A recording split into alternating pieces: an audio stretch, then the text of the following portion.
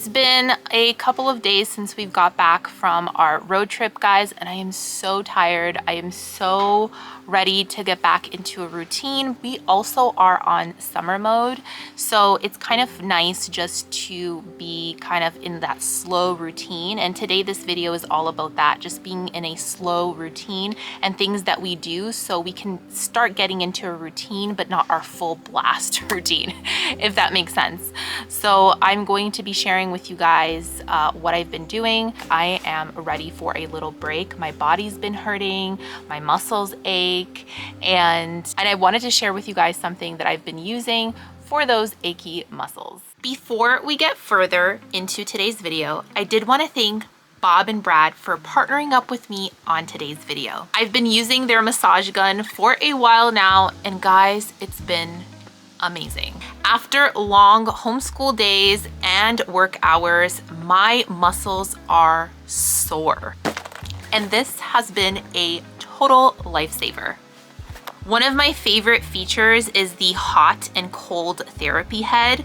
The heat helps loosen up tight muscles, and the cold is amazing for recovery and reducing inflammation. I even took it with me on a recent road trip, and wow guys, it helped me so much after being in the car for long hours. It also comes with different heads for different muscle areas. If you've been needing something to help your body recover after long days, this is definitely worth checking out. And you can see that it's not loud at all. There is different levels that you can use over here. That's the highest level. This is the second level, and this is more for sensitive areas, this attachment. And honestly guys, my trouble areas is more my shoulders, my back. I think it's my whole body. I was a little skeptical about these types of machines, but this one's a really great one because I've had other ones that don't work. And yesterday actually, I was having a lot of pain on my hip, guys, right over here. I have a lot of pain there. Having this massage gun really does, like, even the glute area, guys. Oh my gosh, if you could feel what I feel right now. And I use it every single day. No joke. Thanks again, Bob and Brad, for partnering up with me on today's video. I will have all links and coupon codes down below. We've been homeschooling in our gazebo. I like to say that we homeschool year round, but summers are a little bit light, and today you'll get to see that. So if you've been here around for some time, you know that we live off-grid in the Canadian wilderness. We bought 40 acres of land back in the summer of 2023, and right now we are deciding where our house, our foundation, where we're going to place our home. I don't show a lot here on my channel about our home progress, but sometimes I'll put snippets here and there because we do have an off-grid channel. And this is the road going into where we're going to be building our home. This was all, guys, trees. Think of trees, mud. All this my husband did, him and his Kubota tractor. So this is a road that my husband built. This was all forest, guys, like that, okay? It looked exactly like that right over here. So we've cleared quite a bit already, but it takes time, especially because we still have to work. We still have to do all the things that, you know, normal life, you know, things that you have to do normally to make an income. Because I don't know about you, food is expensive right now. A lot of clearing has been done. That is the sawmill and some work that she has been doing there. This is going to be basically, we're close to our building site. We're going to decide today where our home is going to be built. So that's exciting. So my husband can start doing the foundation. Can you see the light coming in? This was so dark before. It's so nice to see progress. There's a good amount cleared and all the stumps were removed. I think she has cut down hundreds and hundreds of trees because they were so compact together. You could see like the trees are very tightly knit together. But it's looking good. So we're thinking of building our home right over there. So there's quite a bit of trees that need to be taken down because it's a high point. And then there's basically a hill, and we're going to be able to see the tops of the trees from our view from our living room, hopefully. You can follow us on our off-grid channel if you'd like to see more. So it's looking good.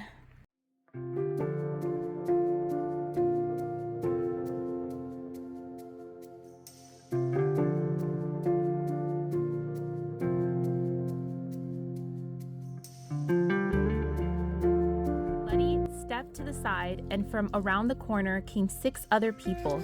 Lewis's eye grew larger. It moved to Mama, who had Elsie's head of golden locks resting on her shoulder. And from behind the 2 mothers came Miles with the little Liam sprawled out in his arms.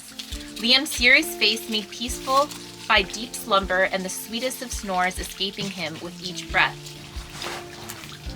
Chapter 8. God builds his church on a very cold night. Jesus said, "By this all will know that you are my disciples, if you have love for one another." John 13:35. Gregory took the gospel to Armenia. Other men took the gospel to other lands. Soon, people all over the world were hearing about Jesus Christ. Christians began teaching people in countries that were near and countries that were far away. Wherever they went, God kept building his church. Before Jesus came, people all over the world lived in sin. They loved themselves and hated other people. Said, if anyone worships this God, they must be killed. They were staying near a town called Sebasti. Today, this is part of the country of Turkey. Several lessons, we'll be learning all about the musical periods of history that followed ancient music. Now, I think this app is going to test me on my ability to hear the differences in the music from different eras. The app will see if I can correctly identify which music belongs when. There we go. Should we try this out? When the music plays, guess the musical era in which the piece was written. Your choices are medieval, Renaissance, Baroque, classical, romantic, or modern. Medieval. Renaissance. Romantic? I think I've heard this music before, but I have no idea what musical period it's from.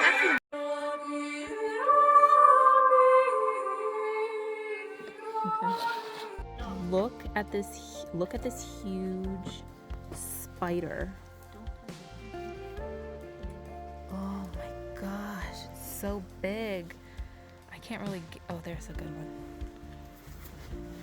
Oh, it's so huge. It's on the outside of the gazebo. Let me record it from the outside, right? As you saw that we did history, we did Taking Middle East for Jesus, and you saw there's a nice audio to it.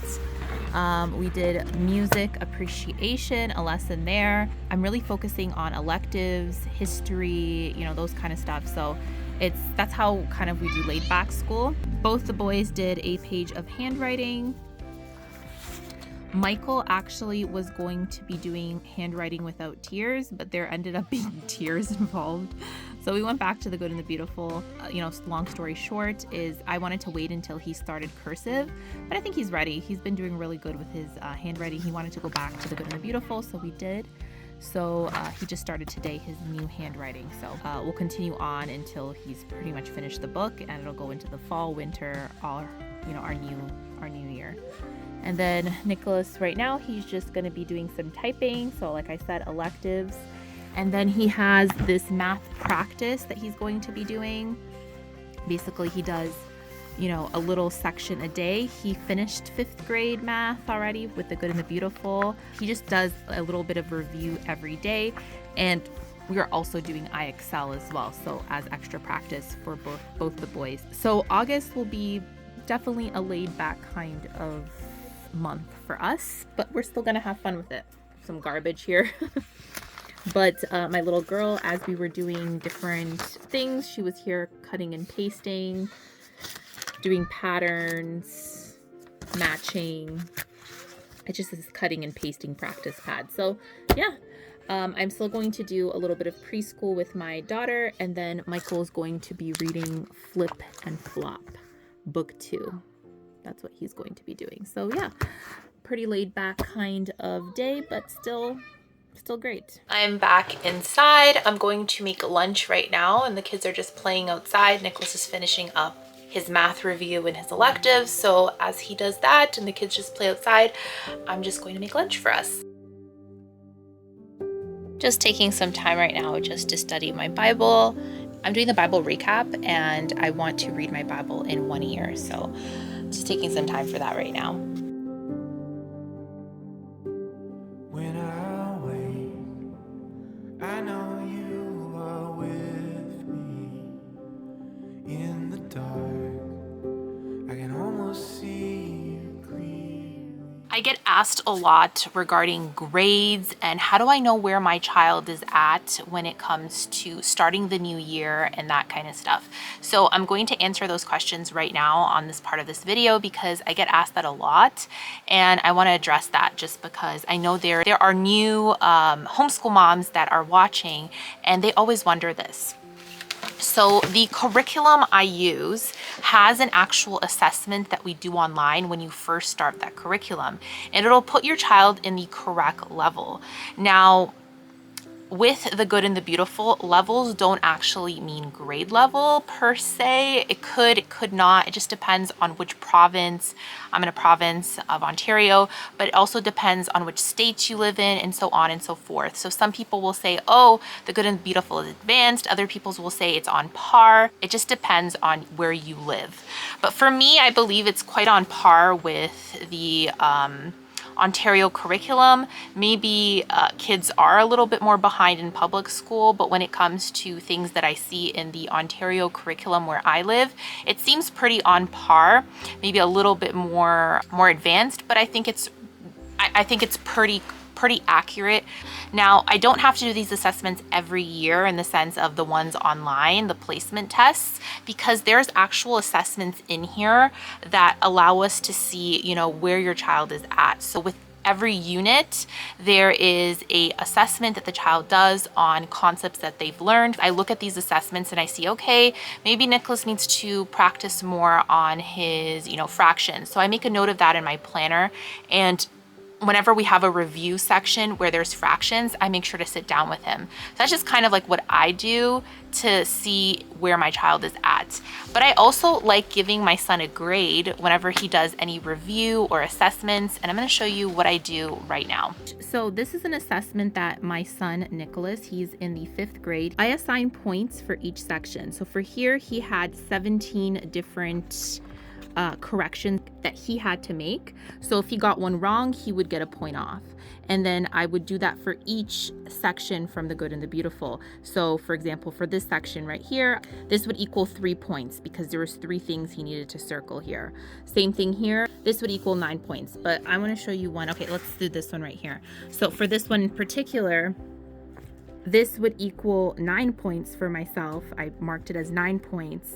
And because he got a partial point over here, it would be half a point. So that's how I do it. And then I add it all up and I have his final score in the end. And that kind of just helps me see like where he would be at. It's also really nice for him as a motivation, being like, oh, I got 85% here, I got 95%. And that's just kind of what I do. The math is like this, and also the language arts. I got a couple of DMs and just even comments on my video having, you know, a significant other, so your husband doesn't agree that you should homeschool because you can't give them like a grade level. So this is a nice way for you to show your significant other, okay, this is how our child is doing. Like I graded him.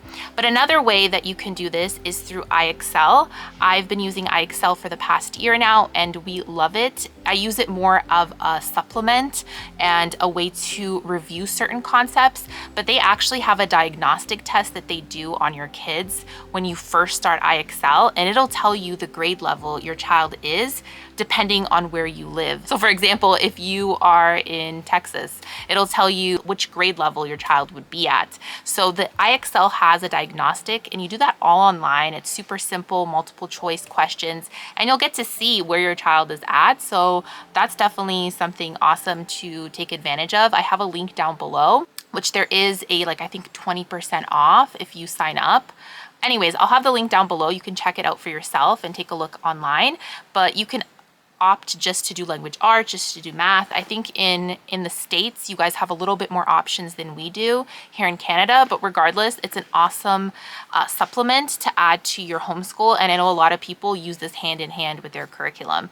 So that's just a little bit of advice when it comes to grading your kids, maybe showing your significant other where your child is at, because sometimes you also want to know, where's my child at? Like, how are they doing? Sometimes you do want that grade level, and that's totally fine. And so iExcel is a great resource, and then The Good and the Beautiful has assessments throughout their curriculum, and it's the curriculum that I love. It is the curriculum that I've been using for my kids for the past 7 years. We're going into our 7th year homeschooling, and I just love it so much. Like, I have no words to say how much I love The Good and the Beautiful, how much it makes my life easier.